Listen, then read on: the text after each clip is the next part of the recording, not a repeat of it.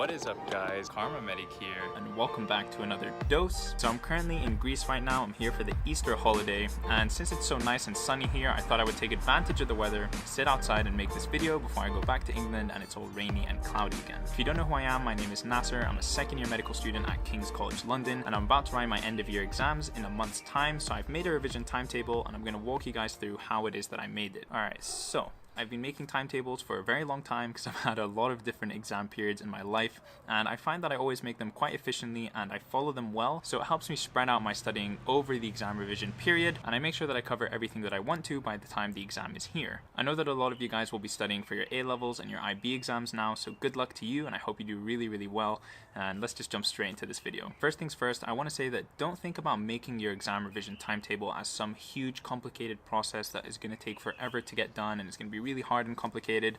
It's actually really simple, and once you've made your timetable, you know everything that it is that you have to do, you know what you have to do moving forward, and it just makes you feel better. Everything that you have to do is right there, and you can slowly tick things off one by one. You can get things done and the ball gets rolling. Don't put off making your timetable. It should be the first thing you do, the easiest, simplest and quickest thing. When I'm preparing for my exams at the end of the year, I like to give myself 6 weeks for sure. 6 weeks is like my safety net.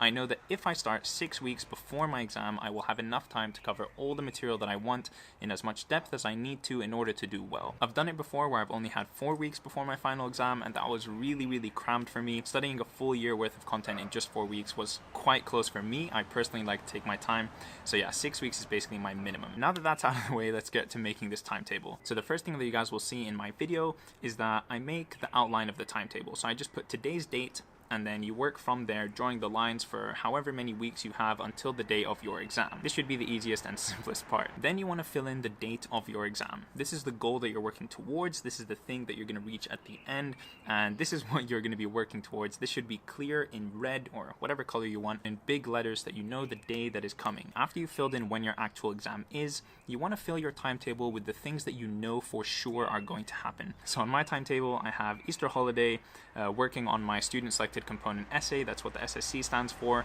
I also have my GP and my hospital days, and I also have traveling for 1 day, which is where I am in Greece, where I'm spending my Easter holiday. I also have things like a portfolio that I have to fill out a bunch of reflections for, sign off some clinical skills, things like that.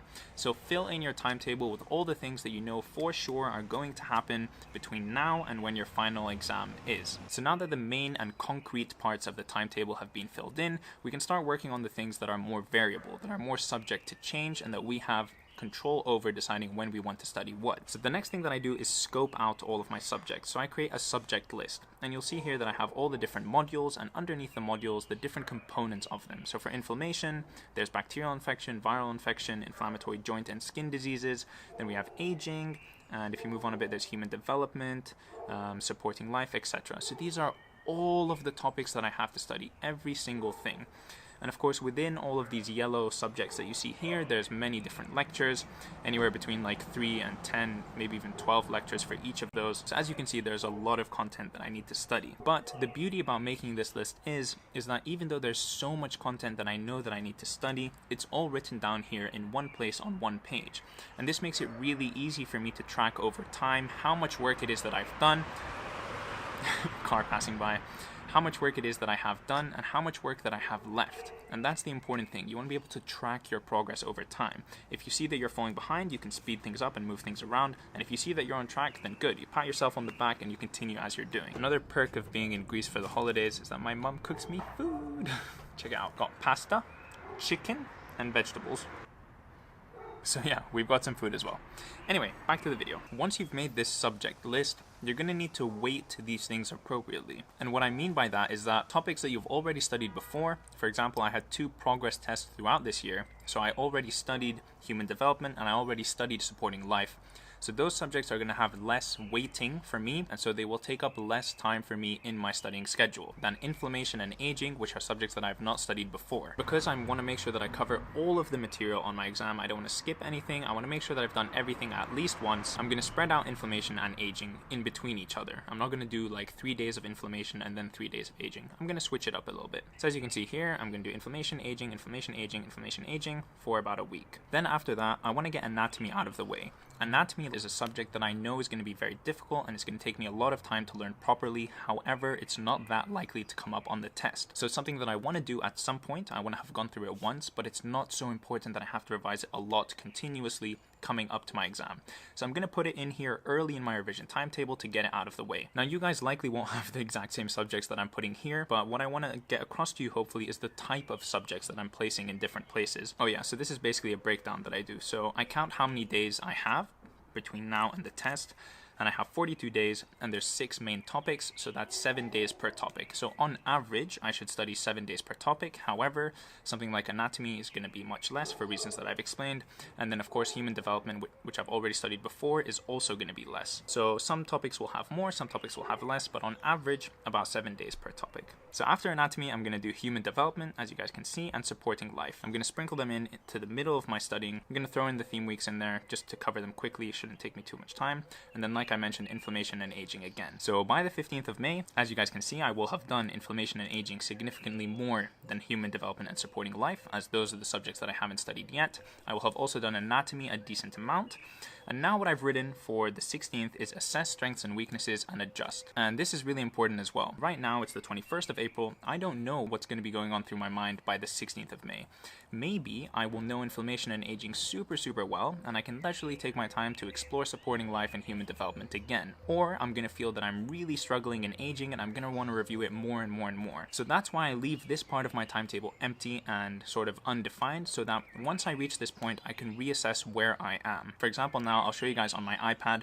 I've already gone through inflammation and aging once. So I've already gotten familiar with those topics, or half of aging, because we haven't covered the other half yet. But I've already covered inflammation once and half of aging, so I'm becoming more familiar with those topics. So by the time I get to the 16th of May, I can reassess how confident do I feel in each of these subjects, and what do I feel like I need to spend the most time on, and that's going to guide the rest of my timetable. It's very important to not make a timetable and then just stick to it no matter what because it's something that you've written down. You want to be open to the idea of change. You want to be open to doing something different if you feel like you need to spend more or less time in certain places. So down here, a little bit later on the 26th, 27th, 28th, 29th, and if I'm honest, maybe even a little bit before that, what I should have there is past papers, past exams, and practice. All of this studying, all the theory that I've learned, all of the notes that I've written, all of that, it's not useless, but it's so much less valuable if I'm not doing past papers and past exams. Past papers and past exams are absolutely crucial, and they're key to performing well on exams and tests because they show you the exact nature of questions that are likely to come up on your own test. So they tell you, for example, where you should focus the most, or if I notice that there are a lot of questions on rheumatoid arthritis, then within inflammation in the rheumatoid arthritis lectures, I'm going to spend a lot of time focusing on that. And they might reuse questions or use questions that are kind of similar to the ones in past tests.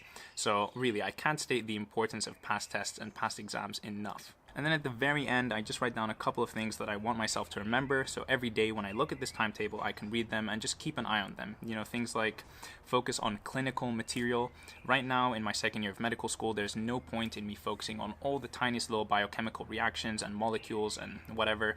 It's just not going to come up on my exam. It's not important. So that's a reminder for myself to focus on the clinical material, the presenting complaints, the signs, the symptoms, the diagnoses, the differential diagnoses. Those are the most important things that for me to know that are going to come up on my exam. And then of course to use Quizlet. Quizlet is so great. And I think that's the end of my timetable. I also want to say, make sure you include things that you're really looking forward to or that you're really excited about at the end of your timetable. Like here I've written holiday, a smiley face, and woo. I know it sounds stupid and it probably looks super cringe, but it does help me keep motivated. It reminds me of something that's going to happen after this test, after this exam, and I don't know, it keeps me motivated a little bit. So some closing thoughts, some closing remarks about making an exam timetable and studying before your final end of year exams. There's obviously no point in making this revision timetable if you're not going to follow it at all. They help you plan out your revision looking forward. They help you have an idea of what is to come, what you've already studied, what you still have to study, and that cannot be understated. That organization, that structure, and sense of discipline that it puts in you. Like, if you're going to follow this timetable, you're going to have discipline, you're going to wake up, you're going to complete subjects. I don't know, I just find it super useful, and I highly recommend you guys make study timetables as well. And yeah, as these days pass by, as I do studying every single day, I'm gonna cross off every day, and that is like the best feeling in the world. You know that you finished a full day of studying, and it's just such a great feeling. Anyways guys, that is it for me. That is how I make my exam revision timetables. I hope that you found this video useful. If you have any questions for me at all, feel free to leave them in a comment down below. Share with me how it is that you make your exam timetables. It's probably different than mine, and maybe I can learn a thing or two from you. So I'd love to hear from you guys in the comments down below. If you guys like this video, be sure to leave a like down below and subscribe to my channel to see more videos from me in the future. Anyways, until then, I hope you're having a great time revising, hope you're having a wonderful day, and I will see you in the next one. Peace!